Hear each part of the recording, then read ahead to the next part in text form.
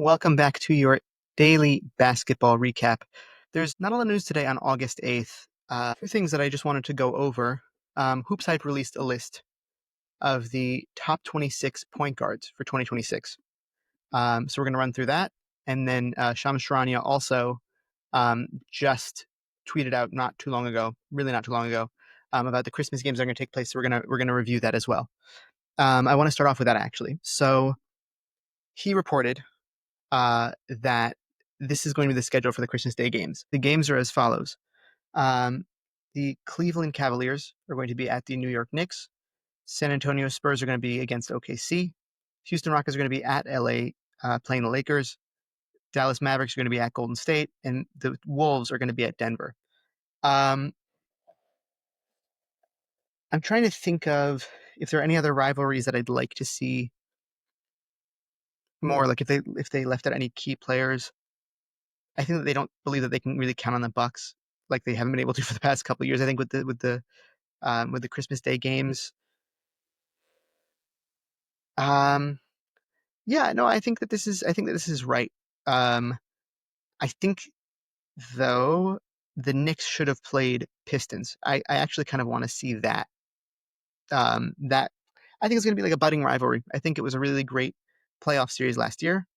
Um, yeah, I think it would be really interesting, and I wish they did that instead.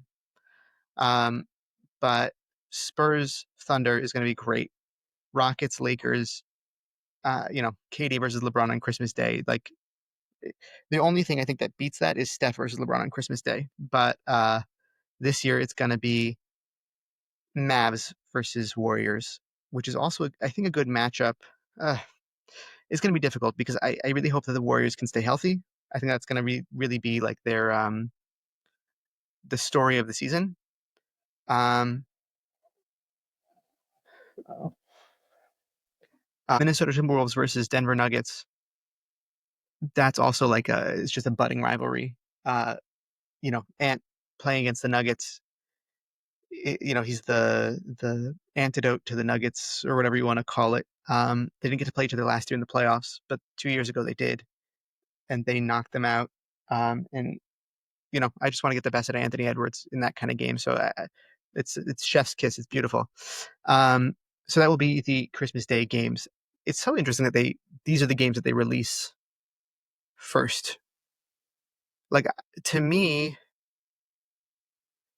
hmm, to me, I would like the opening day games released first. Like it's like interesting that they choose to do the who knows. Either way, um that was the Christmas Day games. I think it's they chose well. Good decisions all around. And now let's get into Hoops Hype released an article that was by Frank Urbania um, about the top 26 point guards for 2026. Uh, 26, number 26, Tyus Jones, who reminder is on the Orlando Magic. TJ McConnell is number 25 after that playoff run last year. I definitely think he belongs on this list. 20, I actually think I would put him higher. Dennis Schroeder for Sacramento. I like TJ McConnell a little bit better personally, but it's not to take anything away from Dennis Schroeder. He's also very good. Emmanuel Quickly in Toronto. Yeah, wasn't the best season. When he was playing, he was okay last year. But probably the right placement so far. Stephon Castle at 22. I think I would have had him higher. I think this second season for him is going to be impressive, and I think that he would start over all of those guys so far. But let's see what's to come. Drew Holiday in Portland. Um, at this point in his career, I think Stephon Castle, meaning Drew Holiday's, I would have put um, Stephon Castle above Drew Holiday. Um, Andrew Nemhard is number 20 for the Indiana Pacers, according to this article. Yeah, to me, he's not really. He's a ball handling guard, but he's not really a point guard per se, if that makes sense. Um, but I would. He probably belongs about here. Probably belongs about here so far. Kyrie Irving in Dallas. Again, right now in his career, kind of not a point guard, but I understand people would, say that he is. But 19, I'm just looking at Kyrie Irving. Okay, so they're saying that he's ranked here because of the injury, which yeah, that's correct. Like I thought, I was like, it's kind of high for him, but he's because of the injury. Jalen Suggs, I think actually will be healthy this year. I think he belongs farther up on this list. He's one of the best defensive point guards that they have. I think his offensive scoring will also tick up this season because the ball handling won't be as much dependent on him. I think Paolo took a step up. So did Franz as far as ball handling and distributing. And Desmond Bain is also there who does a large bulk of that. So I don't think that it'll be as dependent on him to be able to play make and shoot and score. So I think it'll be a better season for him overall. And hopefully without the injuries. Fred VanVleet is number 17. Um, yeah, Peyton Pritchard is number 16. I like more what Fred VanVleet brings to the table. And I think that I would put him above Peyton Pritchard as well as Jalen Suggs.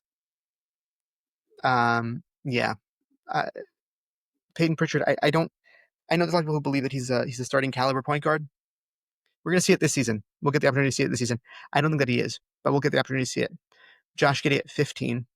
Uh, I'm impressed they put him here. I like this spot for him. I actually like what he did with Chicago at the end of last season, and I think that he's worthy of being in the spot number 15.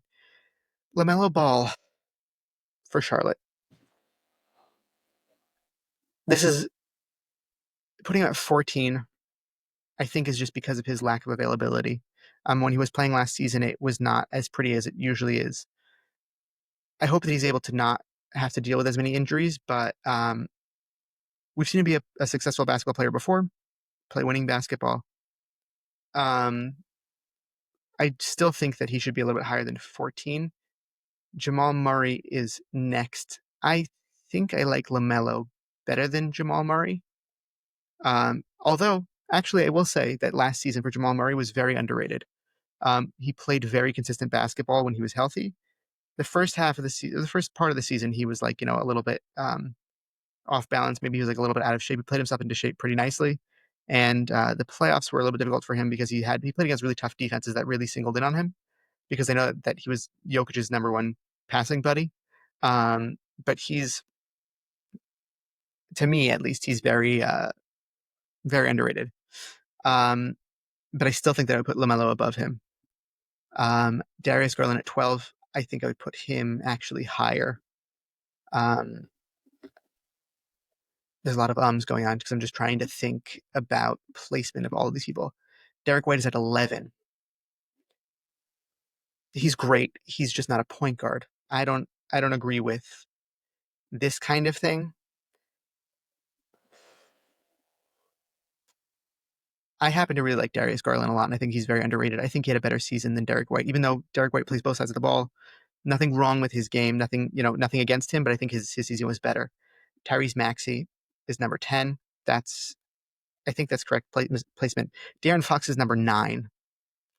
I would put Darius Garland above De'Aaron Fox.